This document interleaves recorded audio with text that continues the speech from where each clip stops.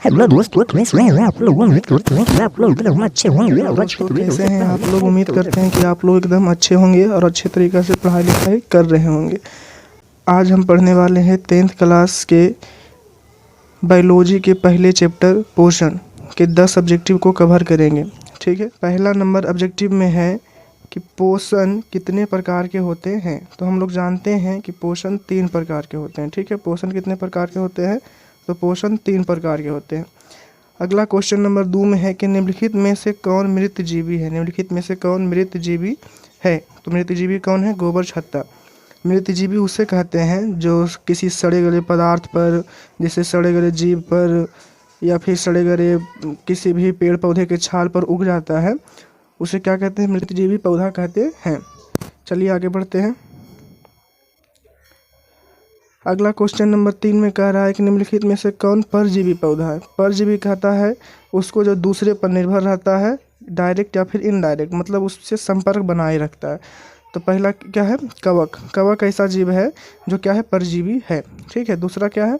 चौथा number question में कह रहा है कि निम्नलिखित में से कौन एक कोशिकीय जीव है। तो एक कोशिकीय जीव कौन है? अमीबा भी है, पैरामीशियम भी है, इसलिए ऑप्शन नंबर सी हो जाएगा। दोनों क्या हो जाएगा? पैरामीशियम और अमीबा दोनों हो जाएगा। ठीक है, आगे बढ़ते हैं। क्वेश्चन नंबर 5 में कह रहा है कि पोषण मुख्य रूप से कितने चरणों में पूरा होता है। तो पोषण मुख्य रूप से 3 चरणों में पूरा होता है। ठीक है, पहला क्या है? पहला अंतर्ग्रहण, दूसरा पाचन और तीसरा बहिष्करण। ठीक है, पहला में खाता है, दूसरा में पचाता है और तीसरा में निकाल देता है। ठीक है, अगला क्या है? अगला है क्वेश्चन नंबर 6 में कि कोशिकीय ईंधन किसे कहा जाता है। तो कोशिकीय ईंधन ग्लूकोज को कहा जाता है। किसे? ग्लूकोज को। ग्लूकोज का सूत्र क्या होता है? C6H12O। ठीक है, अगला आगे बढ़ते हैं। आगे क्या है? Question number 7।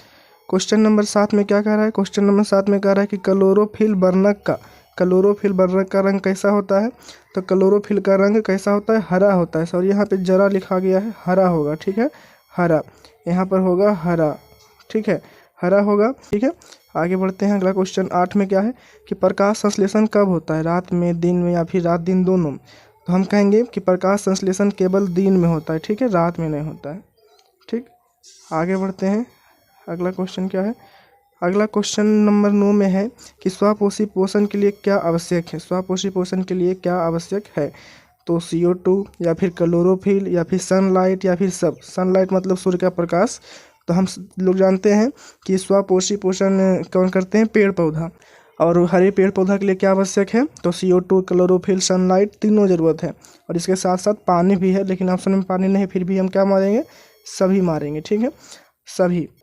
अगला क्वेश्चन क्या है? अगला क्वेश्चन है वसा का पाचन। ठीक है, वसा का पाचन कौन करता है? तो यह वाला क्वेश्चन होमवर्क रहा। ठीक है, वसा का पाचन मतलब क्वेश्चन क्या रहा? होमवर्क रहा। इसका आंसर आप कमेंट में कर दीजिएगा। तब तक के लिए बाय बाय।